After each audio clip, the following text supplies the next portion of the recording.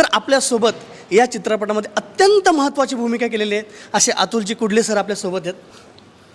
मूवीमध्ये काम करून कसं वाटलं? सुनीलजी, तुम्हाला काय सांगू आता, आपण सोबत काम केलेलं आहे. खूप मोठा क्षण आहे माझा आजचा दिवस माझ्यासाठी खूपच मोठा आहे. काल रात्रभर झोप नाही आहे खरं तर. आज पहाटेचा शो होता पहिला ब्रह्ममुहूर्तावरती. आज गुरुपुष्य अमृत आहे, योग चांगला होता. सकाळी 6चा शो होता. सिनेमात काम केलं आहे यापेक्षा हा इतक्या मोठ्या सिनेमात काम केलं आहे किंवा स्वामींचा सिनेमा त्याच्यात संधी मिळाली आहे, तर हीच गोष्ट माझ्यासाठी खूप मोठी आहे. सुरुवातीपासून म्हणजे सिनेमाचं शूट सुरू झालं ते संपेपर्यंत खूप खूप खूप आपण काय म्हणू की म्हणजे कष्ट घेतले. ते दिसतंय चित्रपटामध्ये. प्रवीण सरांनी ते करून घेतलं. हा, माझा दुसरा प्रश्न हाच होता की प्रवीण सरांसोबत काम करून कसं वाटलं? खूप मजा आली. म्हणजे खरं सांगू का, अशा माणसासोबत काम करायला मिळालं आहे ना की तो माणूस इतका कामाच्या प्रती प्रामाणिक आहे ना की कामाशिवाय काहीच नाही. आणि जर हे आपल्याला या सेटवरती शिकायला मिळते तर अजून काय पाहिजे.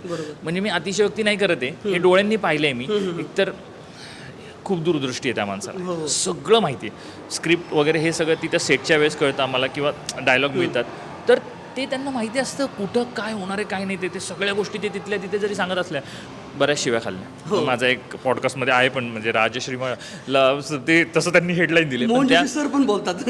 हां, तर ते आमच्या कामाचं म्हणजे फायद्यासाठीच होतं आणि तो दिसतोय तुम्हाला त्याचा जो झालेला फायदा आहे. सो एवढंच सांगेल मी की खूप मजा आली त्यांच्यासोबत काम करायला. आणि मला इतकं शिकायला मिळालं आहे ना. एक तर सगळ्यात महत्त्वाचं म्हणजे मोहन जोशी सर, स्नेहल वहिनी कंटिन्यू सोबत. बरोबर. हो, जर तुला एवढे 2 मोठे कलाकार सोबत लाभलेत स्क्रीन शेअरिंगला किंवा त्यांच्याकडून हां, जर किती काय काय शिकायला मिळालं. कदाचित ते हळूहळू माझ्या पुढच्या प्रोजेक्टमध्ये ते दिसेलच, पण हे 2 कलाकार आणि Pravin sir as a director लेखक, सो हे आमच्यासाठी एक गुरुकुलच होतं.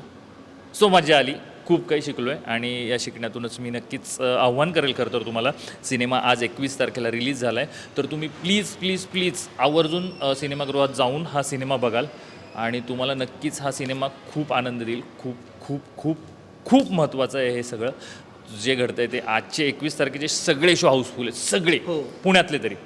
सो काय अजून याच्यापेक्षा काय मोठा आनंद असेल. सो असं आहे. तर मला आता माझा शेवटचा हाच एक प्रश्न आहे की शेतकऱ्यांनी किंवा अख्ख्या म्हणजे पब्लिकने हा चित्रपट थिएटरमध्ये येऊन का पाहावा? म्हणजे सरांनीच सांगितलं आहे खरं तर, हे आम्ही सांगतो. हा सिनेमा पाहिल्यानंतर आहे ना, पर्सेंटेज वाईज जर आज 10 आत्महत्या होत आहेत ना, तर ॲटलिस्ट 2 आत्महत्या 3 आत्महत्या थांबतील. बरोबर. टार्गेट तर आपलं ऑब्वियस आहे की खूप साऱ्या आत्महत्या थांबाव्यात किंवा नाहीच केल्या पाहिजे. तर मुळात मुद्दा हा आहे की ॲटलिस्ट ह्या सगळ्या गोष्टी होतील. म्हणजे खूप सॉर्टेड विषय की इवन ह्याच्यामध्ये असं डिक्लेअर केलं की जो काही प्रॉफिट होईल तो आत्महत्या केलेल्या शेतकऱ्यांच्या मुलांच्या शिक्षणासाठी, मुलींच्या शिक्षणासाठी वापरला जाणार आहे. सो हा एक खूप मोठी गोष्ट आहे. बरोबर. हो. सो हे एवढ्या मोठ्या प्रोजेक्टचा किंवा एवढ्या चांगल्या प्रोजेक्टचा भाग होण्याचं भाग्य लाभलं, आणखीन काय पाहिजे. सो म्हणून मी म्हणतो की हा चित्रपट पहा, याच्यातनं हा असा फायदा होऊ शकतो. हो, आणि थिएटरमध्येच येऊन बघा, कारण ती मजा थिएटरमध्येच आहे. ती भव्य दिव्यता स्वामींची, म्हणजे मोहन जोशी सरांनी स्वामींची भूमिका केली आहे. अक्षरशः असं वाटतं की समोर स्वामी उभे राहिलेत, तर अक्षरशः त्यांना पाहिल्यावर अंगावरती काटा येतो. आणि तो जर फील घ्यायचा असेल तुम्हाला थिएटरमध्येच यावं लागेल. तर अतुलजी खूप खूप धन्यवाद. खूप खूप शुभेच्छा तुम्हाला. थँक्यू. चला, थँक्यू.